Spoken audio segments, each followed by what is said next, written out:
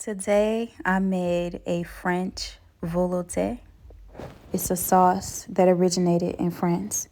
They call it the mother of sauces. It's made from a roux. I put my own spin on it. I made a Cajun Velouté sauce. And as you can see, it's delicious. This one deserves hugs. This one deserves to be in a restaurant, as a matter of fact. I put it over my sauteed shrimp and rice, and this was the outcome. When I say this was so delicious, I could have served it at a five-star restaurant, and I'm not kidding you, just because it's my food. When I say it was delicious, it was delicious. So I started off with flour in a pan, as you all can see, my favorite pan. You let this flour brown, okay? You don't want it to get too brown because a velouté sauce is actually more of a white, yellowish color.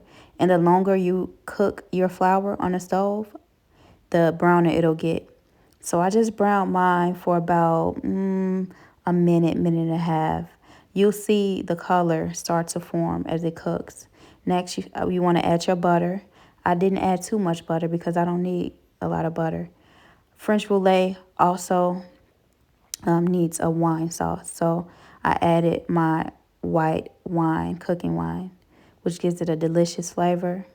I added a half a tablespoon of minced garlic. We all need garlic. And then I used my oat milk, and that's just because I didn't have regular white milk, which worked out pretty well. The oat milk is pretty good. It was my first time having it. You want to stir this so that the texture is really smooth. You don't want any lumps. I added lemon as well just because this velouté will be for fish. So anytime, or for shrimp, anytime you're making a velouté or sauce for seafood, you want to use that. I use my vegetable broth. If you want to, you can use some type of oyster sauce or seafood sauce, broth, or chicken broth if that's what you like. I also used some shallots here. That was about a half a shallot, some black pepper, some ground onion powder, crushed red peppers, some oregano. And I don't measure. A lot of people measure. If you know how to cook, look, you put enough to taste. I eyeball everything, so sorry. I added some paprika, also some parsley. That parsley gives it that beautiful color. And we have, voila, a Cajun velouté.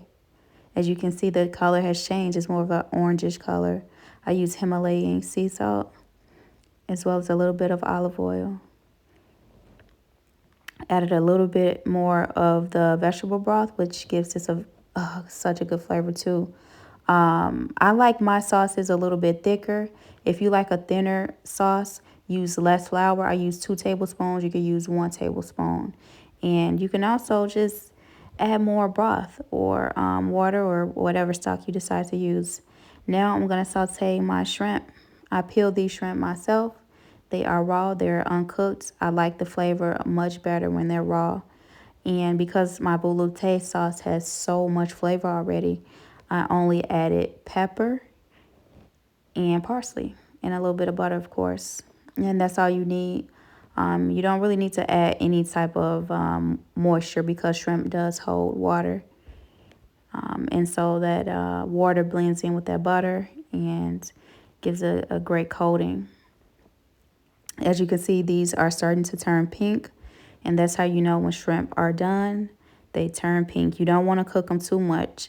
These are medium-sized shrimp, so you want to cook them for maybe 2 minutes on each side until they turn pink. You don't want them to be rubbery. I hate having to chew on shrimp. It should only take a couple chews. When they're chewy, that's when it becomes unflattering to eat. And I'm sort of a food magician, a food connoisseur. So I like the texture to be what the texture should be because I'm a texture eater as well, which is why I made my sauce a little bit thicker. But I would say for the average person, make your velouté thinner if that's what you like. Mine is more like a gravy. You can make yours more like a sauce. This dish was so good. I made it on the whim for my friend and and I mean, it came out perfectly. Look at that. I made it with white jasmine rice, and it was delicious. So I hope you enjoyed this video. Don't forget to like, comment, and subscribe. Bye.